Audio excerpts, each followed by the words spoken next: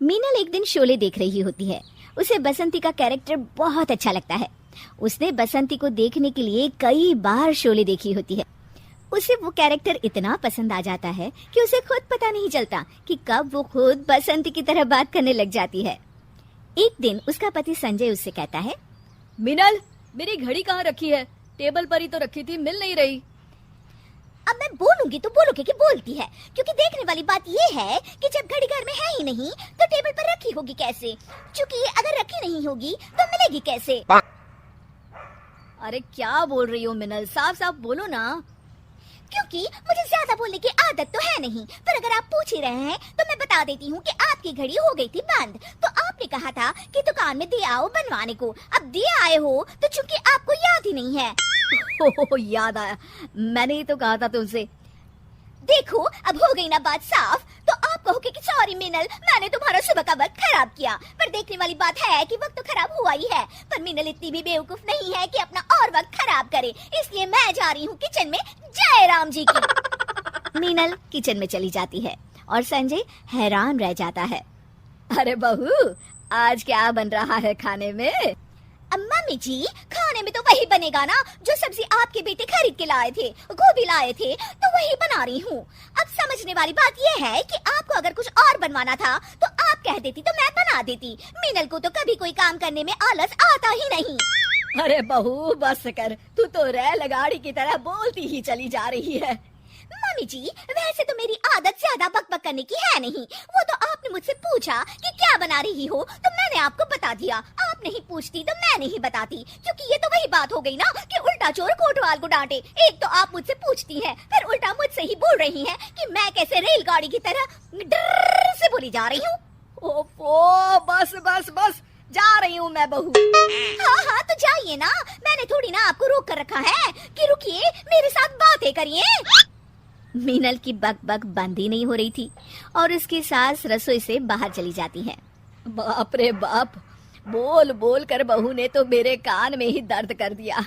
लगता है कि इसमें बसंती की आत्मा आ गई है। मीनल अपने कमरे में मैगजीन पढ़ रही होती है, तभी उसकी सास वहाँ आती है। अरे मम्मी जी, आज आप इस वक्त मेरे कमरे में, वैसे मुझे कोई प्रॉब्लम तो नहीं है, पर आप इस वक्त सो रही होती हैं, तो इसलिए मैंने पूछा, वरना मेरा कोई ऐसा इरादा नहीं था। क्योंकि आप सास हैं, आप कभी भी कहीं भी आ जा सकती हैं। ओफो, बस भी कर बसंती, मेरा मतलब है मीनल, और मेरी बात ध्यान से सुन। हाँ हाँ मम्मी जी, मैं कब आपकी बात ध्यान से नहीं सुनती। अरे संजय के जन्मदिन के लिए मैं और तेरे ससुर उसे एक सोने की चेन देने की सोच रहे हैं। क्या लगता है तुझे, पसंद आएगी ना उसे ये गिफ्ट? क्योंकि सोचने वाली बात ये है कि इन्हें मैंने कभी सोने की चेन पहने तो देखा नहीं। अब देखा नहीं तो पता कैसे चलेगा कि इन्हें चेन पसंद आएगी या नहीं आएगी।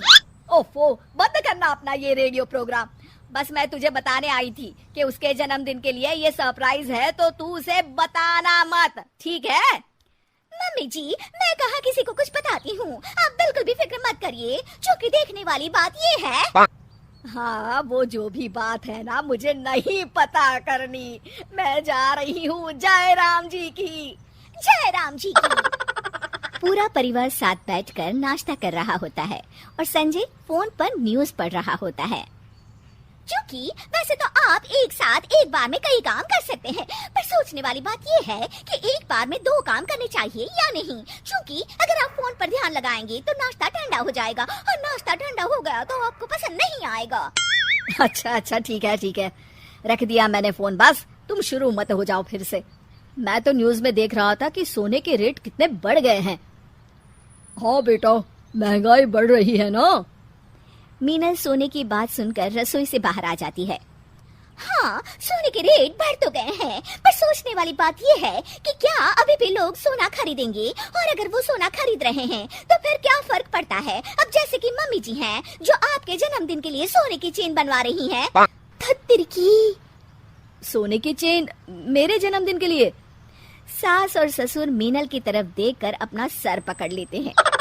क्योंकि अब सोचने वाली बात ये है कि गलती तो मुझसे हुई है, तो माफी भी मांग ही लेती हूँ, पर सवाल ये उठता है कि माफी मिलेगी या नहीं। नहीं मिलेगी, नहीं मिलेगी, नहीं मिलेगी माफी। मीनल के बसंती बनने के चक्कर में हो गया बर्थडे सरप्राइज का सत्यानाश।